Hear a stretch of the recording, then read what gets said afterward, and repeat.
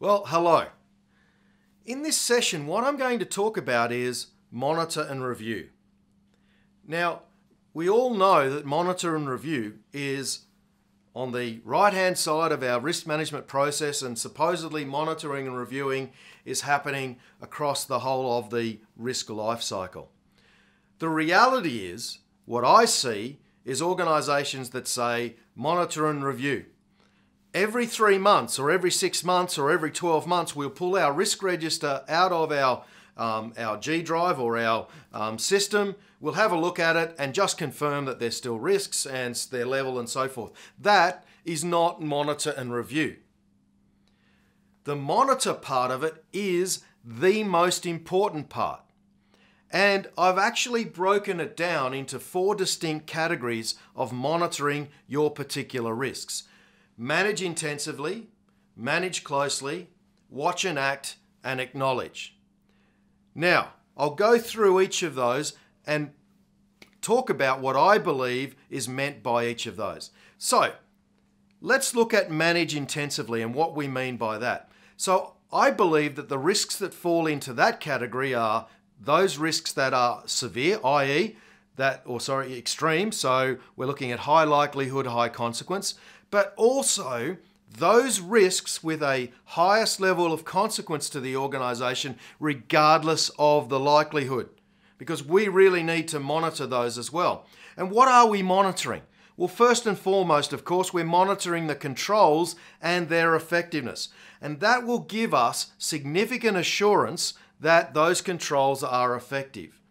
We are also monitoring and scanning the internal and the external environment constantly within the organisation and outside of the organisation to make sure or to identify any of those triggers that might give an indicator that that event is going to occur.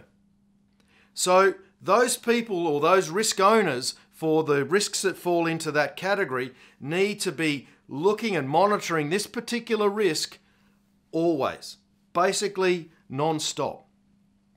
Then we've got manage closely. And I believe the risks that fall into this particular category are our high risks and also the risks with major consequences to the organisation, regardless of the likelihood.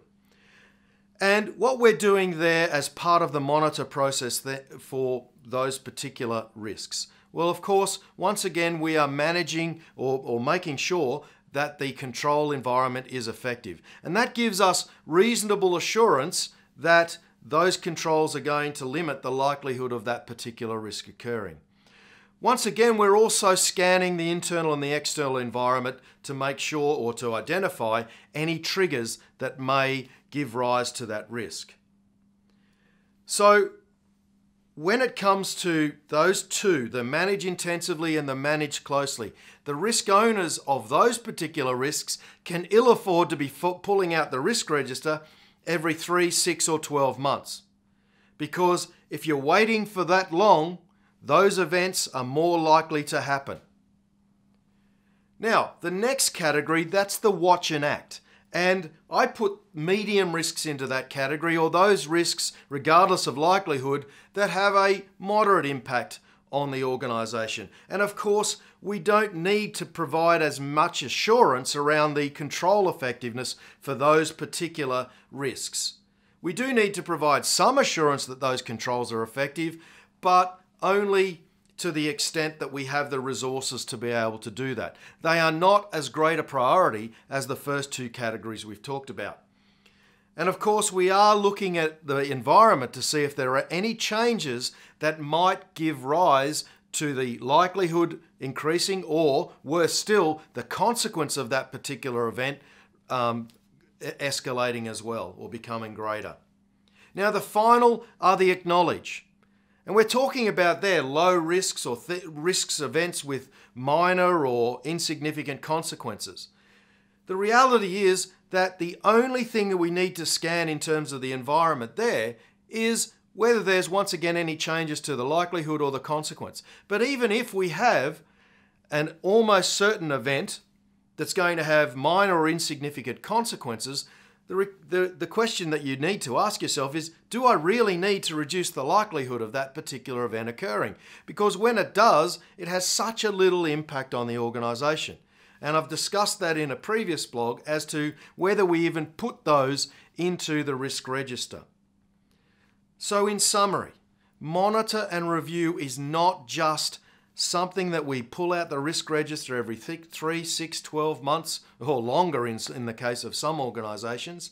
It is a continuous program and process where we make sure that those events that are high in the minds of our executive, i.e. those with the highest level consequences and in some cases likelihood, are not going to happen. We cannot give the assurance to our executive if we are just looking at those things periodically. We need to monitor and review the environment and make sure that we're monitoring and reviewing the effectiveness of our controls so we can provide adequate reporting and assurance to our senior executive. Well, that's all I've got for this particular session, and as always, let's be careful out there.